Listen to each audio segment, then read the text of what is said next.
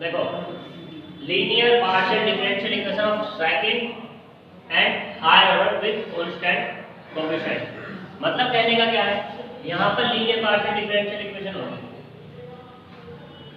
Linear partial differential equation, ठीक है, जिसका ऑर्डर क्या होगा, सेकंड और हायर, ठीक है। तो वो कैसी इक्वेशन होगी, वो इस टाइप की इक्वेशन हो सकती है, डेल की power n z upon del x की power n plus a1 del की power n z upon del x की power n minus 1 del y plus dot dot a n del की power n z upon del y की power n। देखना जरा यहाँ पर independent variable और dependent variable दोनों अलग अलग दिए हुए हैं, ठीक है। v नॉट डेल की power n minus 1 z upon del x की power n minus 1 plus del z over del x and del z over del y plus p z equals to f of x y। इस type की equation होगी linear differential equation. अब linear का कैसे पता लगा, linear की हमें डेफिनेशन पता होनी चाहिए। लीनियर के लिए क्या होगा, जो हमारे डेरिवेटिव हैं उनकी डिग्री कितनी होनी चाहिए, 1, और डिपेंडेंट वेरिएबल है उनकी डिग्री भी 1, और दोनों आपस में मल्टीप्लिकेशन में नहीं होने चाहिए। क्लियर की बात? क्या इस इक्वेशन के अंदर ऐसा हो रहा है, नहीं हो रहा कहीं भी, तो ये कैसी होगी मेरी लीनियर पार्शियल डिफरेंशियल इक्वेशन, ठीक है। अब बात करते हैं कि a1 a2 an b note m n p q r ये चीज कैसे हैं। अगर ये सारे के सारे हमारे क्या होते हैं, function of x y z and constant, या तो ये क्या हो सकते हैं, कांस्टेंट होंगे या ये फंक्शन होंगे, किसके, x और y के। क्या z का फंक्शन हो सकता है ये, क्यों नहीं हो सकता, क्योंकि अगर z का फंक्शन हो गया तो ये हमारे लिए लीनियर ही नहीं बनेगी। लीनियर होने के लिए इन सभी को क्या होना पड़ेगा, या तो कांस्टेंट होना पड़ेगा या x और y का फंक्शन होना पड़ेगा। अब बात करते हैं, हमारे पास कांस्टेंट कोएफिशिएंट है, तो इन सभी को क्या होना पड़ेगा, a1 a2 को, इन सभी को कांस्टेंट होना पड़ेगा रेस्ट्रिक्शन साइन पे। अगर ये वेरिएबल हो गए तो हमारा इस चैप्टर के अंदर ही नहीं आएंगे, क्योंकि हम इस चैप्टर पे बात करते हैं linear partial differential equation of second and higher order with constant coefficient. तो इसलिए यहाँ पर इस चैप्टर में इन्हें होना पड़ेगा सभी को क्या, कांस्टेंट होना पड़ेगा, कांस्टेंट लीनियर डिफरेंशियल इक्वेशन होने के लिए। क्लियर है तुम्हें, यहाँ तक कोई डाउट है, सही। फिर बात करते हैं, इसी में आता है homogeneous linear partial differential equation with constant coefficient.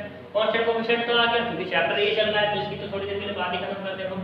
हम बात करते हैं यहाँ पर होमोजेनियस। जैसा हमने पहले बात किया था होमोजेनियस होने के लिए, वहां पर होमोजेनियस होने के लिए मैंने ये कहा था कि भाई सपोज करो यहाँ पर डेल की power n y over d x की पावर n है, ठीक है। तो वहां पर x की पावर n हो रहा था, ये मतलब जो टर्म्स का जितना डेरिवेटिव था उसका उतना ही क्या हो रही थी, वेरिएबल में इंडिपेंडेंट वेरिएबल की पावर हो रही थी, ठीक है। तो वहां पर तो ये था, लेकिन यहाँ पर उससे थोड़ा डिफरेंट है। डिफरेंट यहाँ कैसे है, यहाँ पर जो डेरिवेटिव है, इन डेरिवेटिव में सभी की जो ऑर्डर है, सभी का ऑर्डर डेरिवेटिव में क्या होना चाहिए, सेम होना चाहिए। अगर कोई पार्शियल डिफरेंशियल ऐसा कर रही है तो मैं उसको क्या बोल दूंगा, homogeneous linear differential equation, linear partial differential equation. तो देखो यहाँ पर ऑर्डर कितना है, यहाँ है, यहाँ है, सभी में n है ऑर्डर इसका, ठीक है। तो ये क्या कहलाएगी हमारी लीनियर पार्शियल डिफरेंशियल इक्वेशन, कौन सी, होमोजेनियस। कोई दिक्कत है यहाँ तक नहीं। अब देखो इसकी बात करते हैं a1 a2 an, क्योंकि कांस्टेंट है, कांस्टेंट कोएफिशिएंट की बात हो रही है, तो ये सारे के सारे कैसे होंगे, मेरे कांस्टेंट होंगे। यहाँ तक कोई दिक्कत है, बताओ नहीं। अब इसी में बात करते हैं, देखो ये जो डेल है, इसको यहाँ पर जो डेल ओवर डेल x है, मैं अगर इसको लिख दूं d and del over del y है, इसको मैं क्या लिख दूं, d डैश। तो ये जो मेरी इक्वेशन है ये किस में कन्वर्ट हो जाएगी, ये मेरी इसमें नहीं कन्वर्ट हो जाएगी, d की power n z plus a1 d की पावर कितना, n माइनस 1 और d डैश z। देखो यहाँ से dy है, डेल y है, ठीक है, प्लस डॉट डॉट कितना होगा ये यहाँ पर, an d की पावर d डैश की पावर n, और ये z equal to f of x y। सही है, देख सकते हैं इसको। अब इसको हम और भी थोड़ा सा सिंप्लीफाई करके लिख सकते हैं, d की power n plus a1 D की power n minus one into D dash plus dot dot plus A N D dash की पावर n, जेड कॉमन कर दो तो कोई दिक्कत है? बोलो, यहाँ तक नहीं है? अब इसको मैं क्या लिख लूँ? इसको मैं ये लिख लूँ f of D D dash z equals to f of x y. कोई दिक्कत? क्यों? क्योंकि मैंने ये जो एफ ऑफ डी है ना, ये जो एफ ऑफ डी डैश है, F of D D dash है, ये किसके बराबर हो गया मेरा? डी की power n plus A one D N minus one n minus one D dash plus dot dot plus D dash n की पावर डी डैश की पावर n। कोई दिक्कत है यहाँ तक? यहाँ तक किसी को कोई डाउट है? अब बात देखो, डेल ओवर डेल एक्स की मैं डी लिख लूँ, डेल ओवर डेल वाई की जगह मैं डी डैश लिख लूँ। यहाँ तक कोई दिक्कत? इधर बैठा हूँ क्योंकि मैं खड़ा जाता हूँ दिखता नहीं है, वो सामने बैठा था। यहाँ पे डेल की power n Z over del x की पावर n है, तो इसकी जगह क्या जाएगा? डी की पावर n जेड हो जाएगा। यहाँ डेल की power n Z over del की power n X n minus one del Y है, इसको मैं कैसे लिख सकता हूँ? भाई इसको ये नहीं लिख सकता, इसको तो बराबर कर दूँ, कोई दिक्कत है ही नहीं, सबने कॉपी कर ही लिया।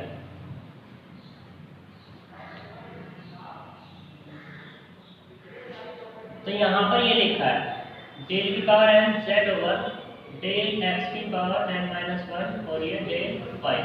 इसको ऐसे लिख दो भाई, del z over del y और इस पूरे की power del n minus one upon del x की पावर n माइनस वन। और इसको भी कैसे लिख सकते हैं? डेल की power n minus one upon del x की पावर n माइनस वन और del over del Y Z लिख सकते हैं। इसको क्या लिख लें? ये तो हो जाएगा हमारा डी की पावर n माइनस वन और ये कितना हो जाएगा? D dash Z. मुझे ये तो लिखा, इसको मैंने ये लिख लिया। फिर यहाँ पे डेल की पावर n जेड और डेल वाई की पावर n है, तो कितना हो जाएगा ये? डेल डी डैश की पावर n जेड। कोई दिक्कत? अब यहाँ से बच जाएगा, बाहर कर लिया बस मैंने, तो ये लिख लिया। अब इसको मैंने ये लिख लिया, फंक्शन की फॉर्म में ज़्यादा बड़ा ना लिख करके ये लिख लिया। यहाँ तक कोई दिक्कत है? ये होगी हमारी homogeneous partial linear partial differential equation. अब बात करते हैं इसके सॉल्यूशन की। इसका सॉल्यूशन कैसा होगा? जो ये हमारी homogeneous linear partial differential equation है F of D D dash Z F of x Y, इसका सॉल्यूशन हम टू टाइप से फाइंड करेंगे। ठीक है, तो इसका सॉल्यूशन है Z equal to C F plus P I, और सी एफ क्या होता है हमारा? कॉम्प्लीमेंट्री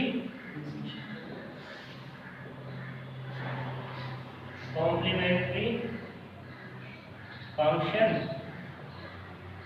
और प्लस जो पी आई होता है इसको बोलते हैं पर्टिकुलर इंटीग्रल।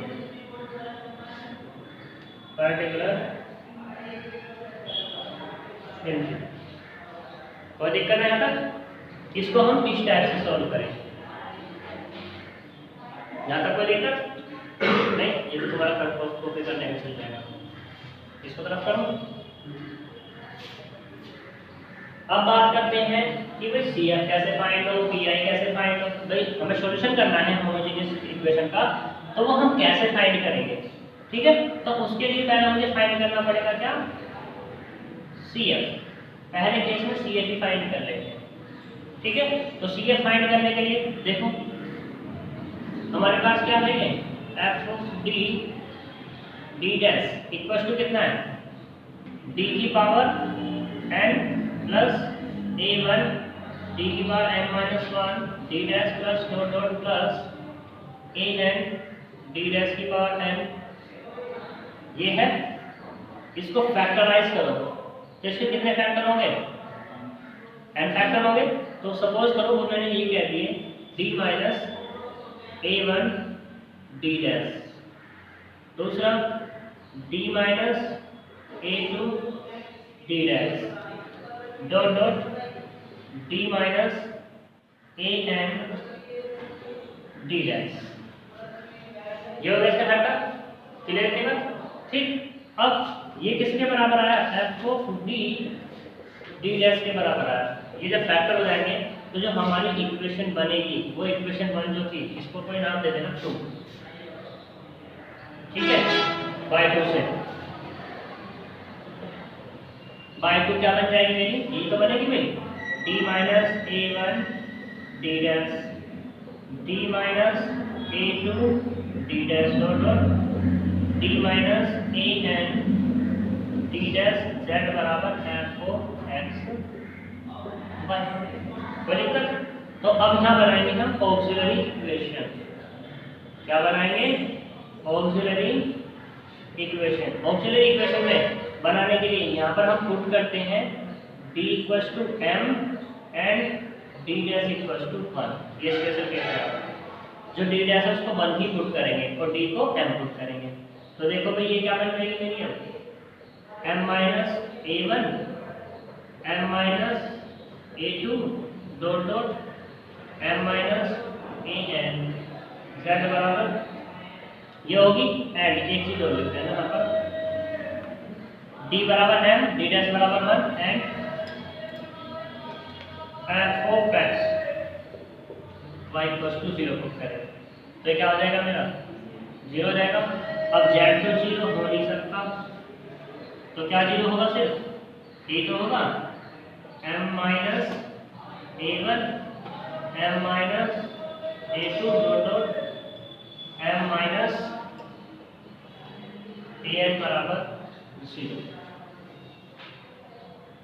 यही होगा सही। अब इसको हम 0 के बराबर डिफरेंट पुट करेंगे तो क्या मिल जाएगा, एक तो मिलेगा m माइनस ए वन बराबर 0, दूसरा m माइनस ए टू बराबर 0, कहाँ तक जाएंगे m माइनस ए एन बराबर 0 मिल जाएगा, ठीक है। तो m की कितनी वैल्यू आ गई यहाँ पर लिखोगे, m बराबर A one A two dot dot A N, ठीक है। अब यहाँ पे 2 केस बनेंगे। पहला केस ये होगा इफ ऑल, यानी कि क्या दो A one A two dot dot A N और दिस थिंग, ठीक है, यानी कि सारे के सारे अलग है। तो उस केस में जो सी एफ फाइंड होगा मेरा, सी एफ होगा phi one Y plus M one X. यहाँ पे जो ये लिखे ना A one A two A three, ठीक है, इसको हम ये भी लिख देंगे क्योंकि देखो भाई यहाँ पे A one A two A three था, ठीक है। तो मैं सपोज करो इसको हटा दो, चलो यहाँ पर ये था m d one d two d three था, मैं इसको अगर ये लिख लूँ क्योंकि तुम ये क्या होगी कॉन्स्टेंट में तो चेंज होने चाहिए थे, कॉन्स्टेंट में चेंज थोड़ी करना है। तो सपोज कर लो मैंने ये लिख दिया एम वन ये वाला एम टू ये वाले एम एन, ठीक। ऐसे यहाँ पे क्या होगा m1 ये वाले m2 ये वाले mn, सही। तो यहाँ पे क्या मिल गया मुझे, m1 ये m2 ये mn, तो मतलब क्या हो गया m1 m2 dot dot mn, यही तो होंगे m1 m2 dot dot mn, क्योंकि किसी के मन में भी सवाल आ सकता है कि क्या ये हमारे कांस्टेंट एडिटिव हैं, कांस्टेंट एडिटिव थोड़ी ना रहते हैं, वो तो चेंज हो जाते हैं, ठीक है। किसी में हो भी जाता है, किसी में नहीं भी, ऐसा भी हो सकता है, सही है।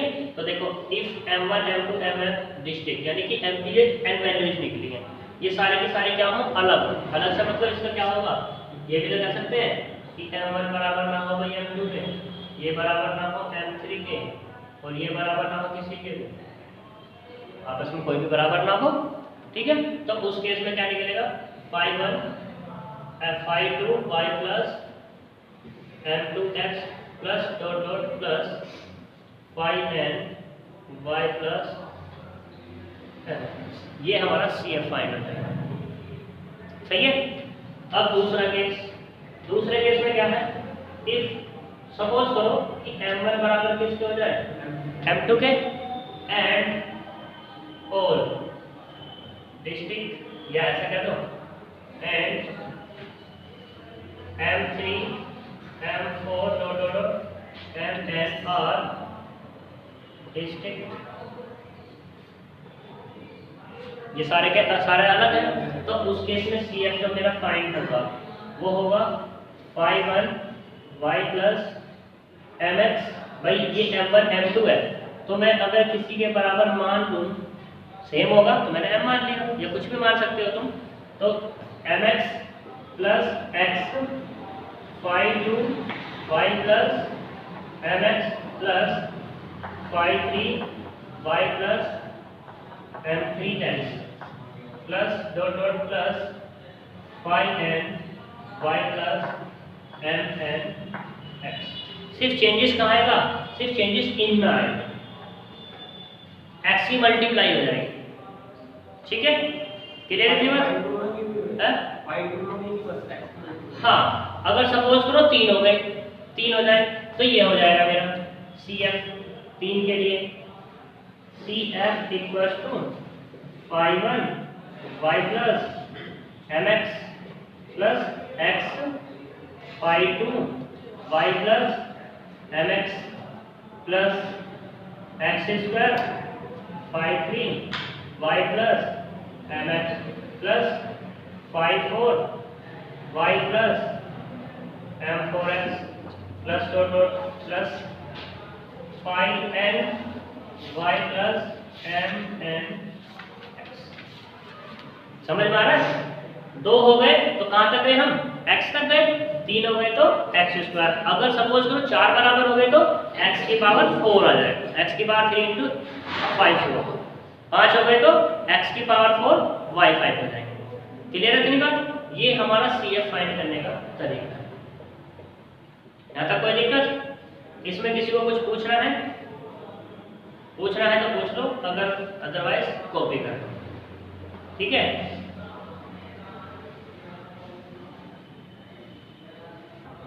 अब देखो यहाँ तक तो हो गया, इसमें तो कोई दिक्कत वाली बात है नहीं। सही है, यहाँ पे एक चीज और देख लेना, ये था हमारा सही। भाई तुम ये यहाँ पे मुझे कहना चाह सकते हो, जो फैक्टर कर लिया तो चेंज हो जाएगा, तो यहाँ पर लिख देगा m1 ये वाला m2 और ये वाला mn। ठीक है, जब ये लिखा है तो ये भी तो चेंज हो जाएगा तुम्हारा, ये वाला m1 ये m2 ये वाला mn। सही। अब बात करते हैं, अभी तो मेरा CF निकला है, बात करते हैं PI की। इसकी बात करते हैं PI की। तो PI जो तुम्हारा फाइंड होगा, ये जो PI है, इसके लिए होंगे डिफरेंट केस, डिफरेंट केसेस होंगे। ठीक है, इसके डिफरेंट केस होंगे।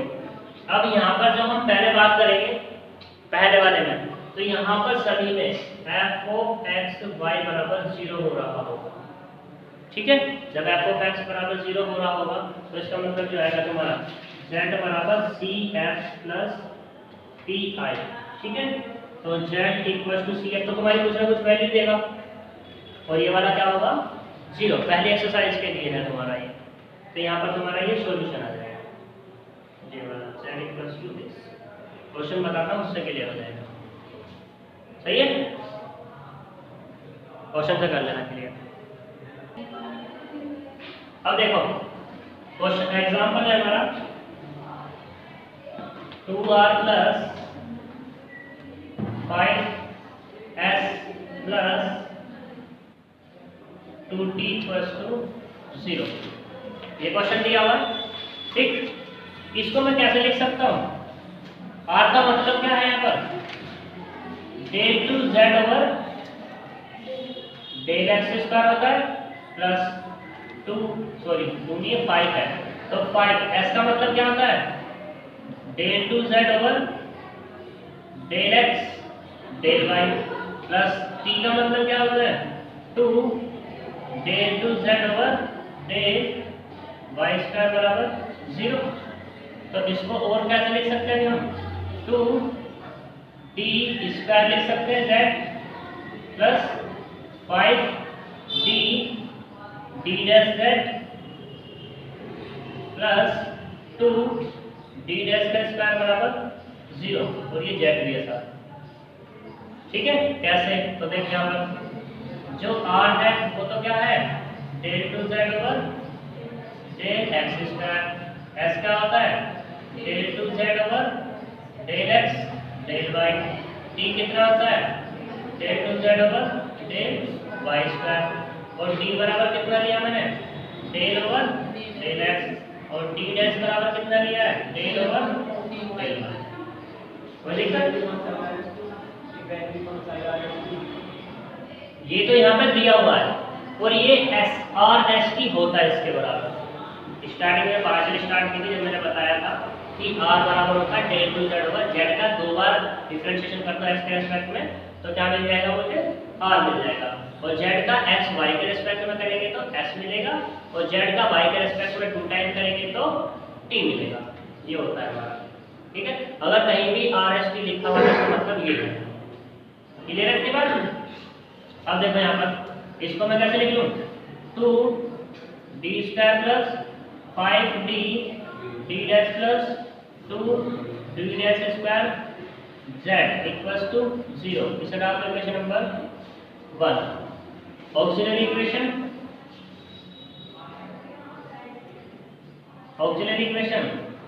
वो क्या होगी मेरी, इसमें पुट करेंगे d बराबर कितना m एंड d बराबर तो कर दिया m और d डैश बराबर कितना 1 और f ऑफ x y पहले ही 0 है तो उसको 0 करने की जरूरत है ही नहीं। क्लियर है इतनी बात? तो यहाँ पर देखो f of d d dash बराबर किसके मिला पहले तो ये देख लो 2d square plus 5d d dash और प्लस के 2d डैश स्क्वायर इसके मिला and f of x y बराबर किसके 0 है। तो ऑक्सिलरी इक्वेशन देखो बाय 1 से बाय 1 तो कितना हो जाएगा 2m स्क्वायर प्लस 5m और प्लस के 2m बराबर 0 जाएगा। अब ठीक है, अब तो कोई दिक्कत नहीं है। अब इनके पास फैक्टर करने हैं। फैक्टर करने के लिए 2 to the 4 यानी कि 2m square plus 4m plus m और प्लस के 2 इक्वल्स टू में 0। जब इसके फैक्टर करेंगे तो यहाँ से 2m कॉमन कर लिया मैंने, यहाँ से क्या मिला m प्लस 2 मिला और यहाँ से 1 कॉमन तो m प्लस 2 मिला। पूरे से क्या कॉमन है m प्लस 2 कॉमन तो यहाँ से क्या मिला 2m प्लस 1 बराबर 0 मिला। तो यहाँ से m प्लस 2 बराबर 1 तो ये 0 आया और दूसरा 2m प्लस 1 बराबर 0। तो m की कितनी वैल्यू निकलनी है यहाँ पर m बराबर 1 निकला माइनस के 2 और 1m बराबर कितना निकला माइनस के 1/2। कोई दिक्कत यहाँ तक?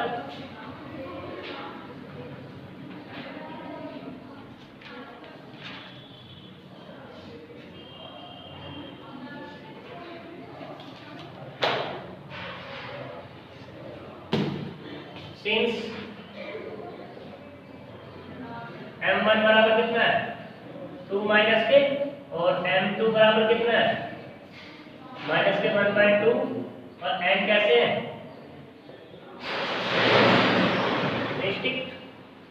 ठीक है अलग अलग है।